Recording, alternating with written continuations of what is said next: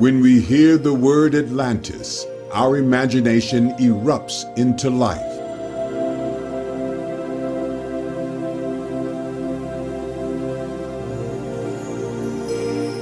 Great sparkling cities, tall, elegant people, and amazing technology of a once all-powerful nation that is now lost to us in the mist of time.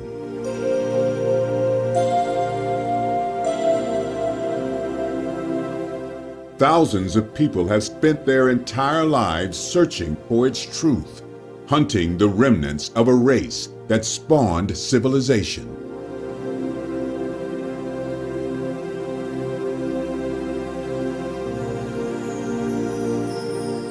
Others have disappeared into the world of psychic phenomena to seek out the secrets, and even more have looked towards the stars and an alien answer.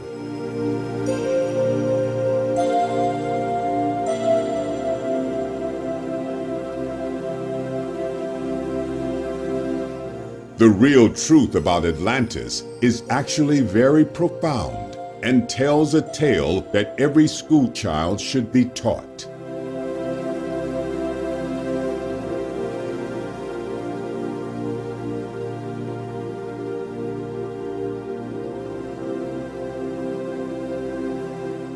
Yes, there are real people in this tale. Yes, there are real places. But there are also very real inner truths. These truths stretch back in time to the origins of civilization itself.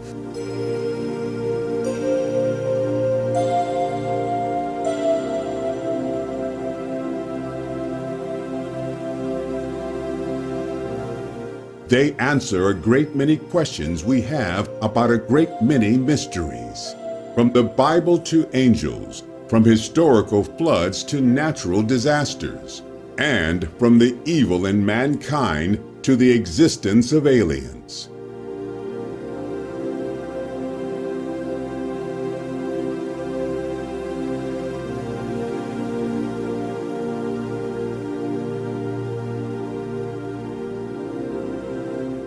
The tale of Atlantis brings them all into light from the dark depths of an ancient sunken abyss.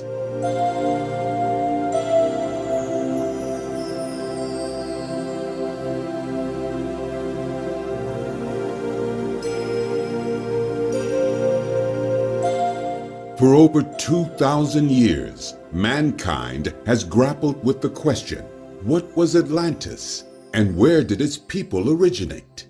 From great sea power of ancient times to idealistic utopia, from pawn for Nazi propaganda to home of the ancient aliens, the full weight of human imagination has been brought to bear on the mystery that is Atlantis.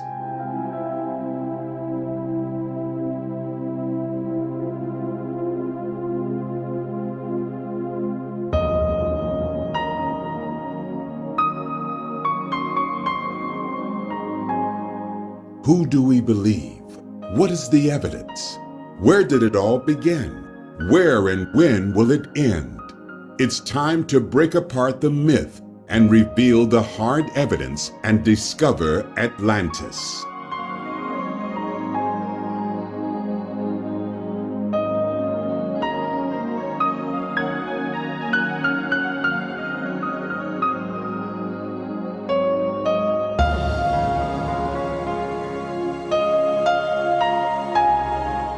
So what does the word itself mean, and where did it originate? Two small dialogues called Timaeus and Critias, written by the Greek philosopher Plato in around 360 BC, first mention Atlantis. It is named after the Greek Titan god Atlas, who holds up the world on his shoulders. Atlantis is the island of Atlas. According to Plato, Atlantis was a great land and a sea power situated in front of the Pillars of Hercules. This great power had existed 9,000 years before Plato. That's about 11,000 years ago.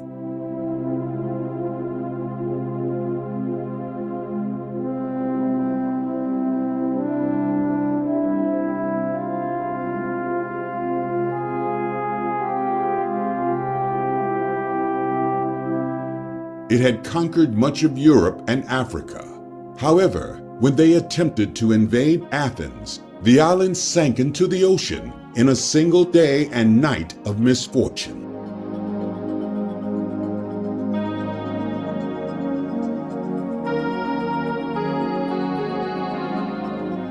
From the moment Plato put pen to paper, Atlantis became a mystery of debate on all levels, from the idea that it actually existed to the concept of it being a utopian dream.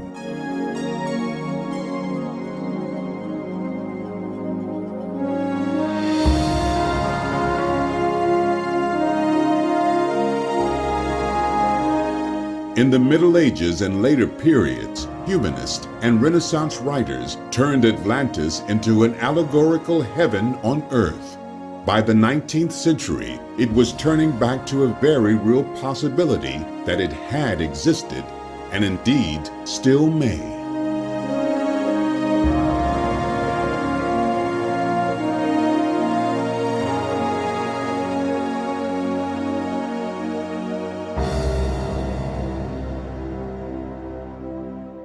One thing is sure, the idea of Atlantis has inspired the imagination of countless individuals throughout the centuries and still does. To academics, the tale is one of many myths woven into Plato's works for purely stylistic reasons. He was conceptualizing the ideal state, just as he did so in his book, The Republic.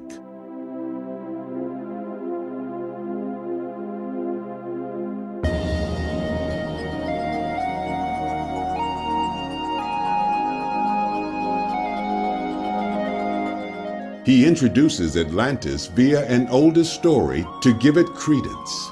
In Critias, Plato tells the tale of Solon visiting Egypt. There he met a priest called Seius, who relayed the story of a war between ancient Athens and Atlantis. Some say that real events may have influenced Plato, such as the eruption of Santorini, the invasion of the Sea Peoples, and even the Trojan War.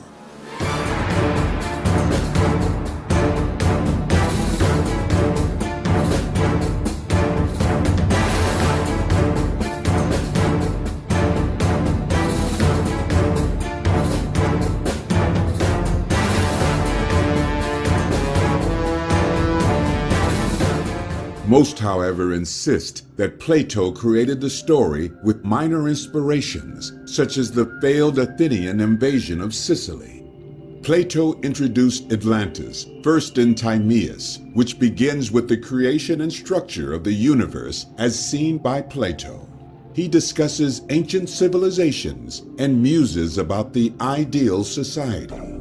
He asks whether his friends might know of any such place. Critias answers that he knows of a supposedly historical place and events that surround it. Athens is the perfect state, with Atlantis in opposition, it being the opposite of perfect. Critias states that the gods divided the land amongst themselves, and Poseidon, the god of the sea, was given Atlantis. Larger than Libya and Asia Minor combined, it was in this tale to be sunk by an earthquake, turning into an impassable muddy shoal.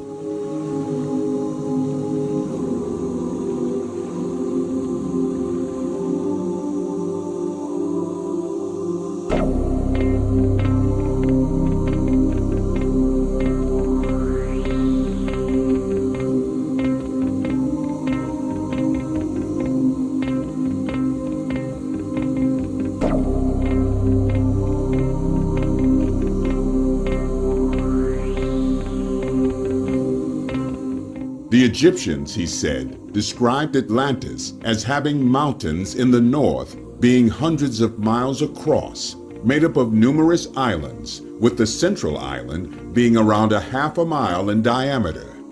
It is probably important to understand the layout and description of the islands of Atlantis, because one thing is for certain, Plato would never include such details on a whim. Like many other myths, the details could point to a real location, such as in the case of Troy, or refer to something like sacred geometry.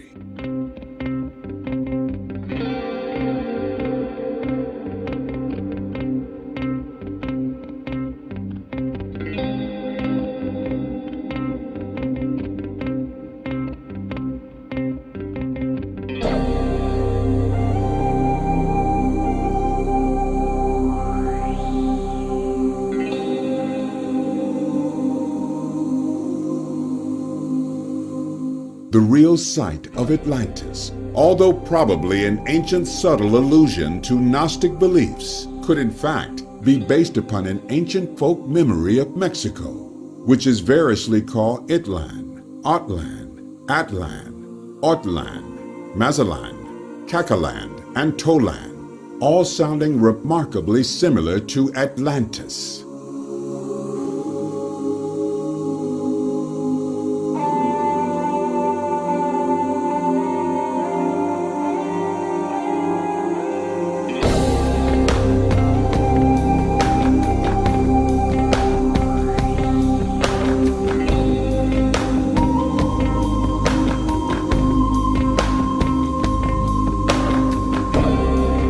Plato places Atlantis beyond the Pillars of Hercules. There are only the Americas beyond the Pillars. He says it is larger than Libya, which was seen as most of Africa to Plato.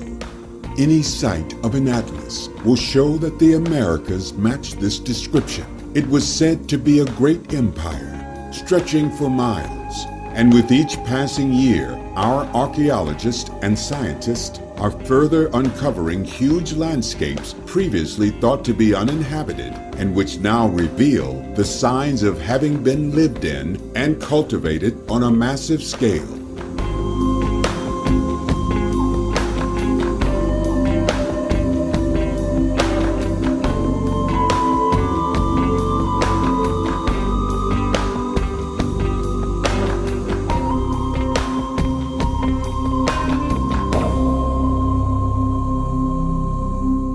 Also, we have seen from the timeline that the Harappan culture of India, the pre-Indian civilization, was a great seafaring society.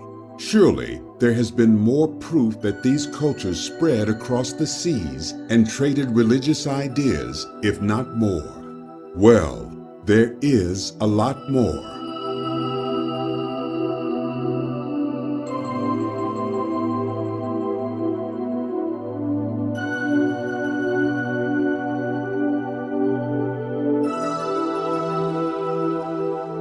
The ancient boats used by the Chinese, Japanese, and Indians were sampans. This is interesting because in South America, the tribes of the coast called them Mayu, Chimpana, Champan, and Sampan, virtually the same terms for vessels across the ancient world.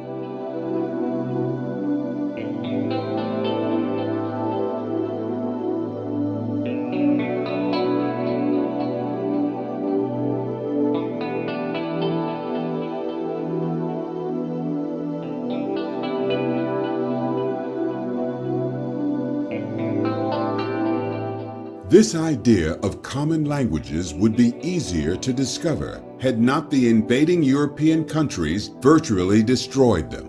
However, there are plenty of similarities in structure and meaning to make the case. You will notice from the very names of places, such as Atlan and Otland, that the letters Talan are common. In ancient myth, the serpent race of India, known as the Nagas, was said to reside in Patalan or Patlan. An interesting fact when we consider that all these cultures worshipped the serpent.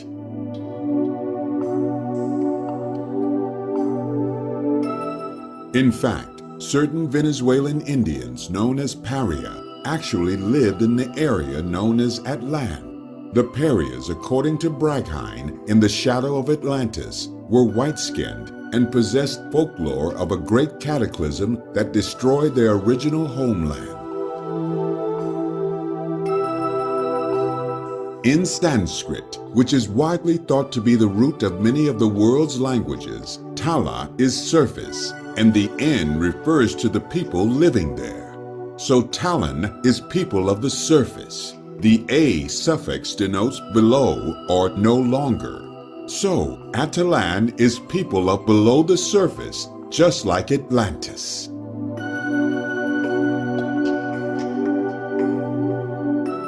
Amazingly, Tala is also an epithet for the Hindu god Siva, and therefore Talan means the people of Siva. Veracruz in the Americas is said to be derived from Vela Cruz, which is Spanish for seeing the cross. Not an unusual thought, considering this was a symbol of the feathered serpent savior Quetzalcoatl. However, in Sanskrit, Veracruz means simply Kurus the hero, a title for the tribe which is said to have disappeared from India following the deluge, indicating through language alone that there must have been contact, especially when we consider the rest of the data. But how did they transport themselves? Possibly on sampans, which we have seen are the same. But also, the savior deity Quetzalcoatl and the god Vishnu are both said to have traveled to Patala via an eagle and a raft of snakes.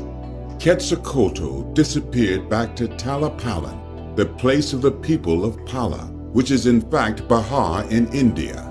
From this place, it was considered that the world's greatest architects and builders emerged after the flood, and they spread across the globe.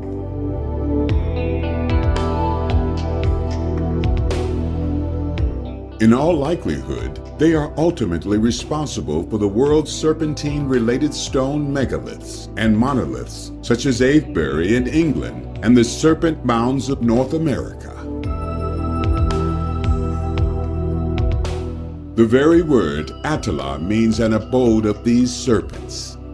The Hindus mixed, traded with, and respected the Greeks. As we can see in Taxila, they were great cross-cultural mixing pots and hives of religious and philosophical debate. And indeed, it is highly likely that the stories of Atlantis evolved from Hindu myths, such as the story of the city of Dvaraka in the Mahabharata, the capital of Krishna, which sank.